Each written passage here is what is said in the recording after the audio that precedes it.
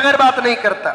हजरत बहुत सारे हाफिजा घर को आको कुरान पढ़ को पैसे लेको जाती ना हजरत, जायज के हजरत, कुरान खानी के पैसे लेना जायज के हजरत।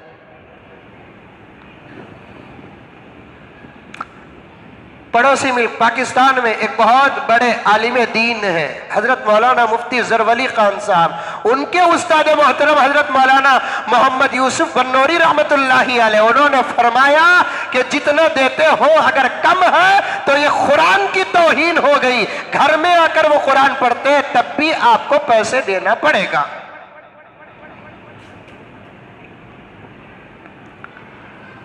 एक जगह पर यह भी सवाल आया, सवाल कर सकते हैं क्या, मैं कुरान पढ़ता हूं मुझे पैसे दीजिए इतना। इस पर भी बाज़ फुक़हा ने फरमाया जायज है, क्योंकि यह सवाल कुरान के पढ़ने का नहीं वक्त के लगाने का है। कभी जवाई को 1 लाख रुपए जोड़े को देना हजरत जायज क्या पूछे, हाफिज साहब को 500 रुपए देना है, हलाल आ गया, हराम आ गया, जायज आ गया, नाजायज आ गया, तखवा आ गया, लखवा आ गया।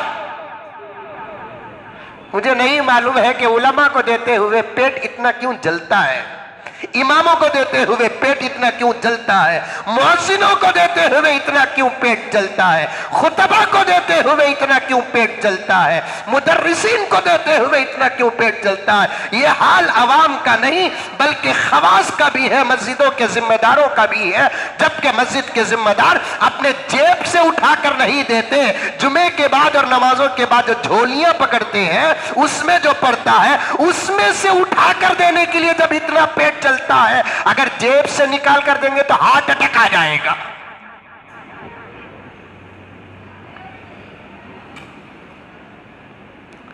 हजरत मौलाना अशरफ अली थानवी रहमतुल्लाही अलैह फरमाते हैं, जिस मोहल्ले का इमाम माशियत में परेशान हो अल्लाह ताला उस मोहल्ले की बरकत को खत्म कर देते हैं।